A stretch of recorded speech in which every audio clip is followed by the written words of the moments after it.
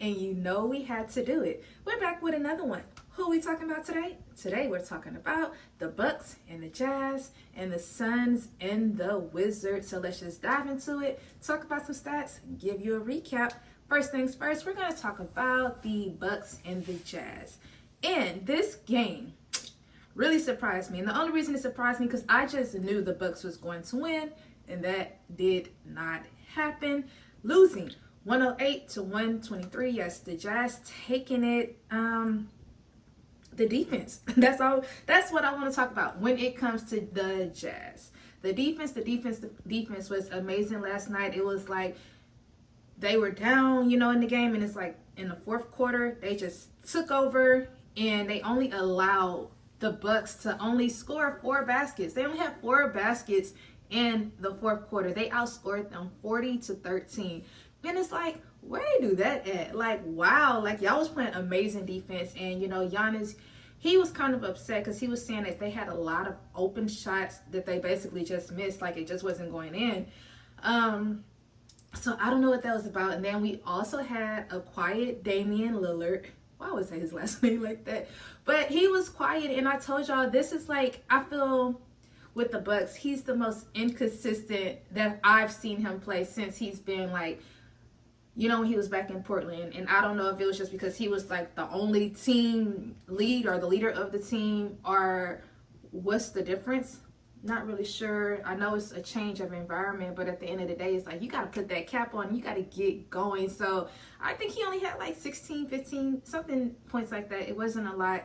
And he didn't even have that many assists. And he's great with assists. So it was just like, So let's just dive into the stats. And let's talk about Giannis finishing. He had 33 points, 7 rebounds, and then he had 13 assists.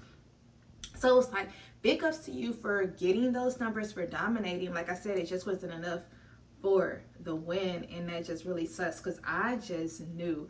I was like, the Bucks got this game, and that's just not what happened. And then it was like, I think, the Jazz, like they were down a lot of the game, and it was like they just took over the fourth quarter. And that's why I always tell y'all, it's not about how you start, but it's about how you finish. And that's just what the Jazz did last night. And the next person I want to talk about on the Bucks, and that's going to be Bobby Portis. He ended up finishing. He had 27 points and 7 rebounds. So it was like, big ups for you in the starting lineup.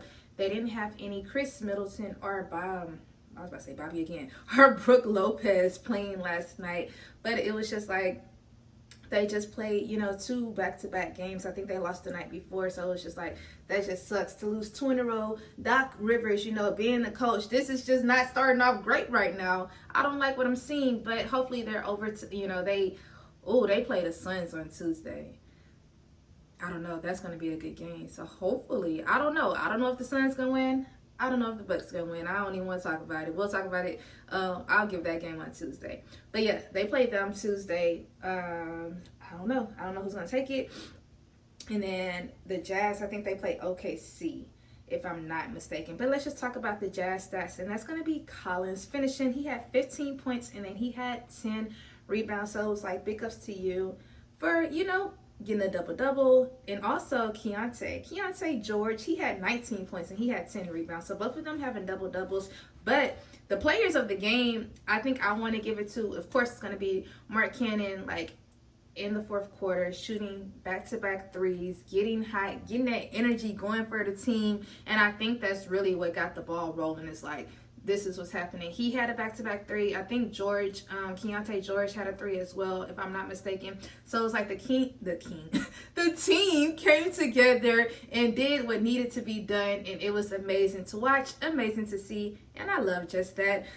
And that's really, I think, all I have for the game, just how great the Jazz defense was. So now we're just going to head it over, talk about the Suns and the Wizards, and that is Bradley Beal visiting his old team. First time getting to play them dominating 140 to 112.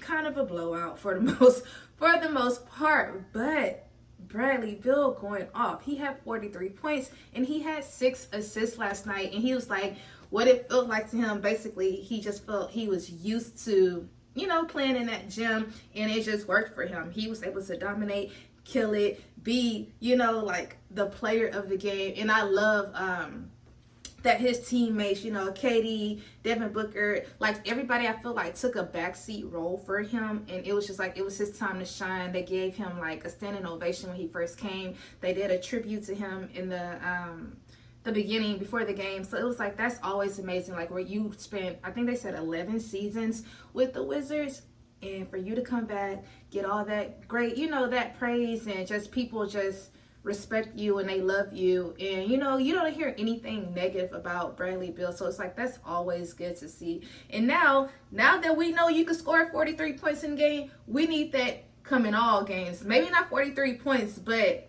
your scores, your numbers have been kind of low. So let's just pick it up, because now we know what you're capable of. That's how I feel.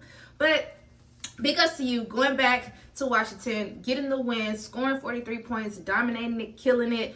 I love that for him. He had 26 points in the first half, so you already know he had started cooking early. And then the next person I want to talk about, and that's going to be Nurkic. For some reason, I like him. But anyways, he had 18 points, 13 rebounds, and then he had 8 assists, almost a triple-double. Not quite there, off by 2, but he always puts great numbers to me. He's one of the consistent players, I should say, on the Suns, and I love to watch him play.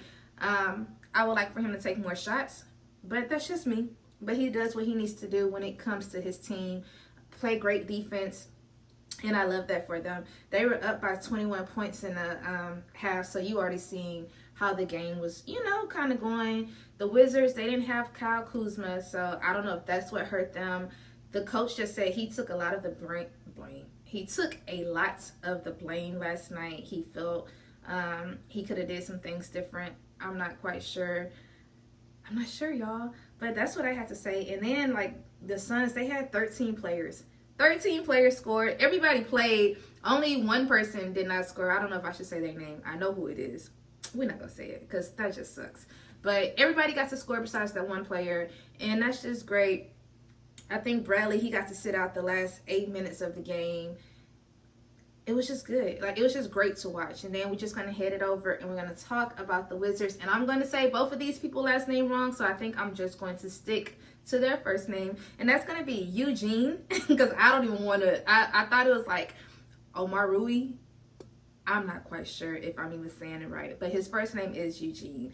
And he finished, he had 16 points, and then he had 10 rebounds last night. So it's like, big ups to you, you know, getting a double-double. Like I said, it was not enough for the win, but you were still able to have that opportunity to shine last night. So it's like, you got to give yourself some credit for doing just that, and I love to see that. And then the next person, like I said, I don't know how to say their names, but his name is Denny, and he ended up having 24 points last night, and his last name is like Arvdeja. I don't know, Arvdeja.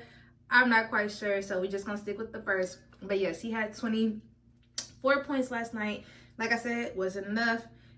I just think it was the defense when it comes to the Wizards last night. It just wasn't, it wasn't top tier last night. And then also a quiet Jordan Poole. He was 1 for 7 from the field goal. He only had 4 points last night. And that's what I'm talking about when I tell y'all, you got to have your leaders of the team.